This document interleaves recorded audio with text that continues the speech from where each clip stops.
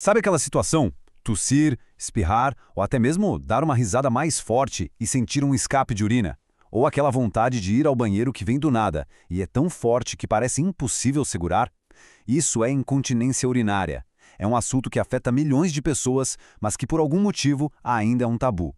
Bom, hoje a gente vai quebrar esse silêncio e entender as causas, como se chega a um diagnóstico e, o mais importante de tudo, as soluções que existem. E para começar, um fato muito importante. Quem passa por isso não está só, de jeito nenhum. A incontinência urinária é uma condição extremamente comum que afeta milhões de mulheres no Brasil e no mundo todo. Ter essa dimensão é o primeiro grande passo para deixar de lado qualquer sentimento de vergonha ou de isolamento. E aqui está o ponto central de tudo. Como essa frase deixa bem claro, a incontinência urinária não é uma doença que coloca a vida em risco, claro que não. Mas o impacto que ela pode ter no dia a dia, esse é gigantesco. Afeta a rotina, a confiança, o bem-estar, e reconhecer esse impacto é fundamental para dar o primeiro passo e buscar uma solução. Ok, então vamos entender um pouco da mecânica por trás disso tudo. Para a gente sacar por que os escapes acontecem, primeiro a gente precisa entender como o sistema urinário foi feito para funcionar em perfeita harmonia.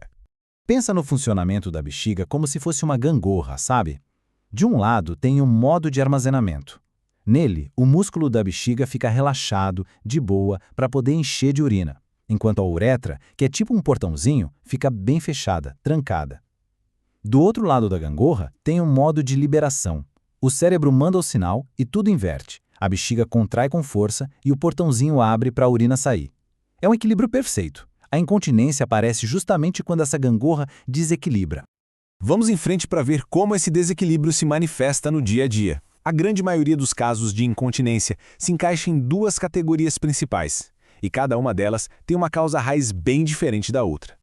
Essa tabela aqui resume tudo de um jeito perfeito. De um lado, a incontinência de esforço, ela é basicamente um problema mecânico, de estrutura. A pressão que uma tosse ou um exercício faz na barriga é mais forte que a capacidade da uretra de se manter fechada e aí vaza. Do outro lado, a incontinência de urgência, que também é chamada de bexiga hiperativa. Aqui, o problema é funcional, é de sinalização. O músculo da bexiga, o detrusor, resolve contrair quando não devia, e isso cria aquela vontade desesperadora que, muitas vezes, não dá tempo de chegar ao banheiro. Certo. Mas como se descobre qual é exatamente o problema?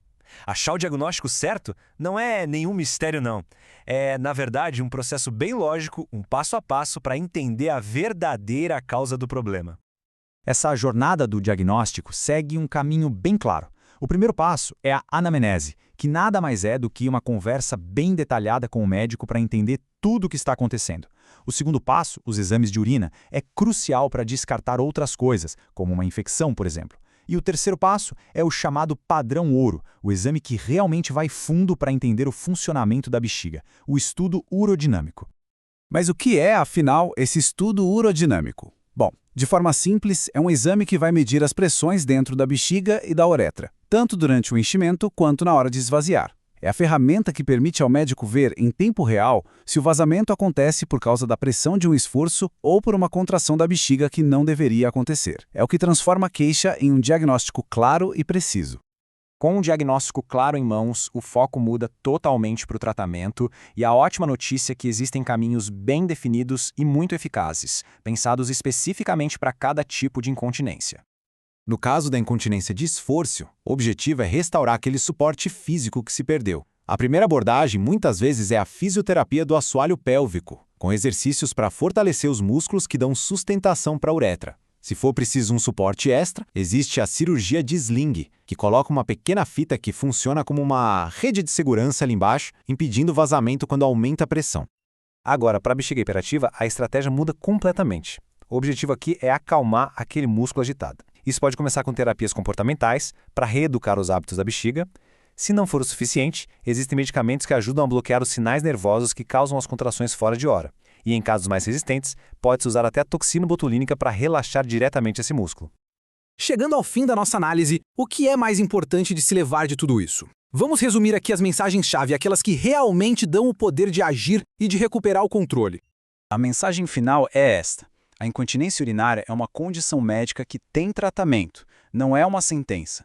Como a gente viu, é algo comum, o diagnóstico pode ser muito preciso e existem tratamentos super eficazes para cada tipo de problema. O passo mais importante é sempre o primeiro, buscar ajuda e começar a falar sobre o assunto. Conhecimento é poder. É o poder de fazer as perguntas certas e de procurar ajuda. É o poder de encontrar o caminho de volta para uma vida sem limitações, com mais liberdade. A questão que fica é, não está na hora de dar esse próximo passo?